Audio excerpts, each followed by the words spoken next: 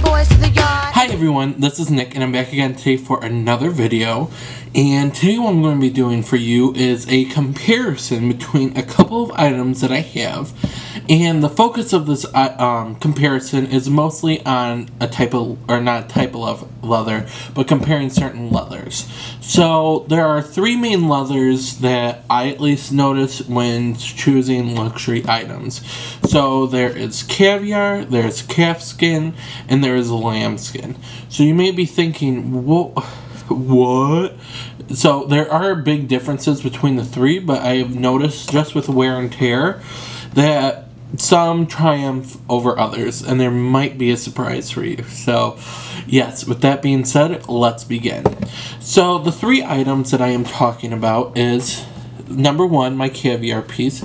So that would be my Chanel O card case in the black Caviar and then the quilted pattern with gold hardware. So this was the first item I purchased. Then the next item I purchased was this beautiful Dior card holder.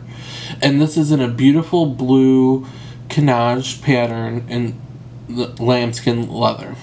Now, the last option I have for you is my most recent purchase, and that would be my Fendi card holder in calfskin. And I keep on saying in other videos whenever I mention this item that I don't know if it's calfskin or not, but I actually looked it up on the Fendi website and they say it's calfskin. So what I'm talking about is, especially more or less with Chanel, they have those three main leathers that they make many of their bags out of. But in other companies, they have different adaptations for it. So like Dior, they have lambskin too. And they also have a pebbled leather. With Chanel, they have all three like I mentioned. YSL, they have both smooth, which I would imagine is more like a calfskin. And then also a pebbled leather that's very similar to the Caviar. So what's the big dealio with these three? So the Caviar is a calf leather, but from how I understand it, is a more pebbled to begin with, and in some cases the pebbling can be stamped into it, so it is generally more of your more durable leather. And I've said in other reviews and things such as that I feel Caviar is very similar to like Louis Vuitton canvas, how it has that pebbling on there that you feel on your Louis Vuitton bags. So that's why I feel most comfortable using my Caviar piece, just because it is extremely carefree, which is a very normal expectation for this item, and it just feels nice, and it's what I'm most used to.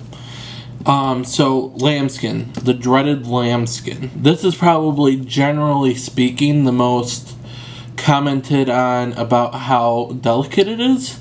However, in my experience, I haven't fully noticed that, but a lot of people, they're on one side or the other on lambskin leather. They either love it or they hate it. They either think it's the most durable leather or they think it's the most garish leather that you could ever buy. So with me personally, although I haven't used this item specifically that often, I haven't gotten a ton of wear out of it. However, bringing up the calfskin next, this thing has held up a million times better, and quite frankly, I just really do enjoy this item. The feel of it is very buttery smooth. It's very soft, but it isn't as buttery as I would imagine.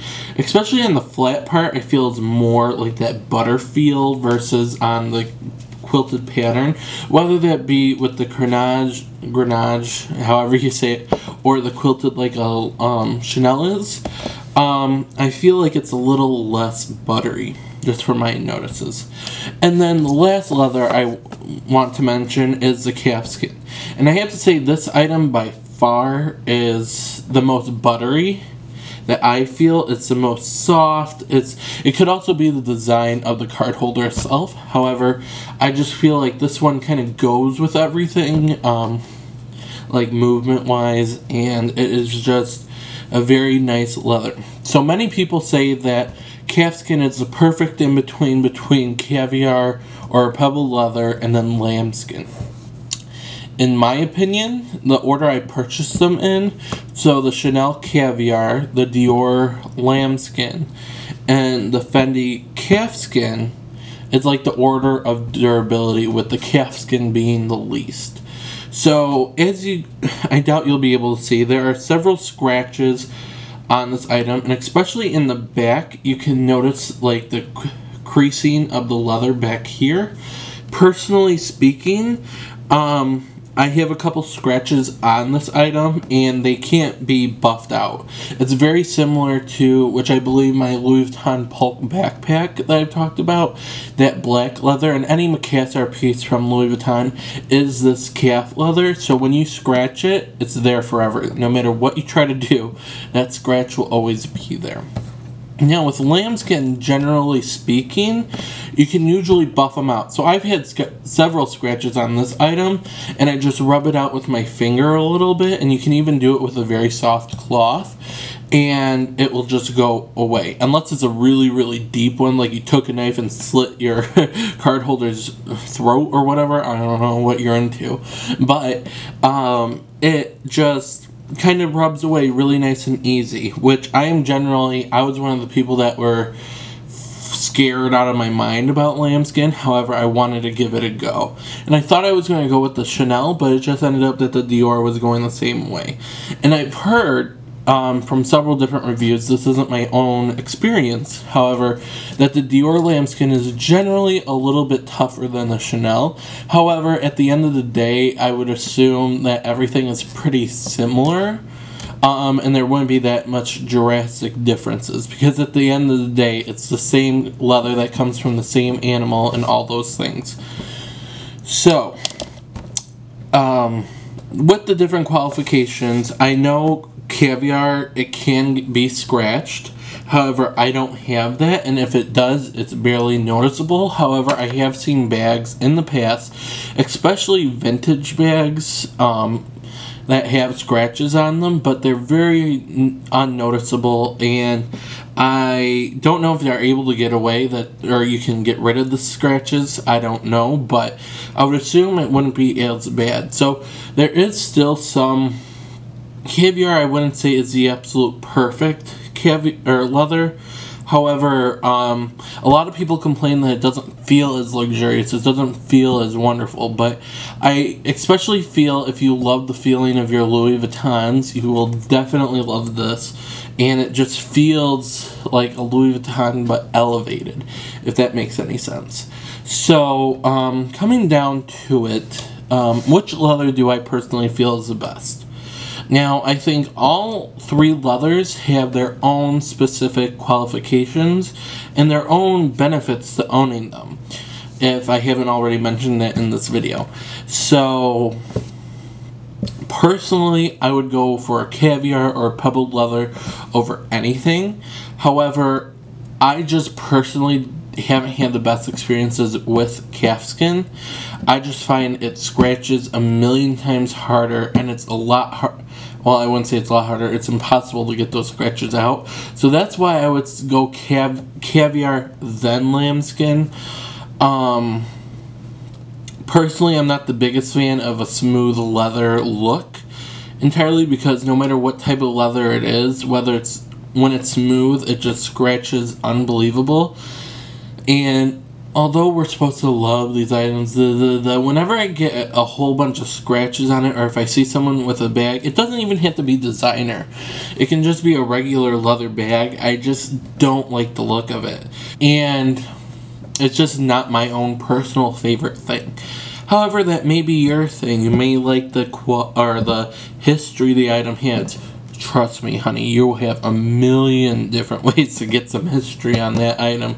However, I just think it wears away, and I don't like how, especially with this item, I don't know if it's not just as structured as these, because these feel like they have, like, I wouldn't say a cardboard, but they have a reinforcement in here.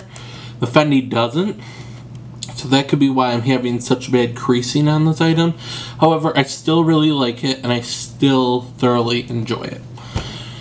So, I hope this video helped. I hope it made some sort of sense to you and kind of explained the different leathers to you so that it's more of a practical look and it just kind of for everyday use. Given all three of these items personally go into either my pocket or into a bag or a coat. So especially the pocket, it wears these items a lot more and it accelerates the wear on them. So that's why I kind of can have these assumptions to these items, just because I know it's a lot different than just putting this into your bag and it just flopping around. It can get pretty damaged inside of your pocket. So that's why I really try not to wear my items in my pants pocket anymore, just because I just don't want to ruin them. However, that's not always the most practical thing. So now, hopefully I'm done. That was me knocking on wood.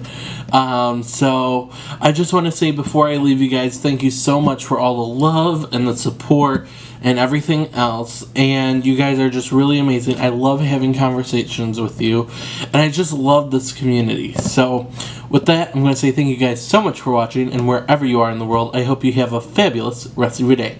Bye.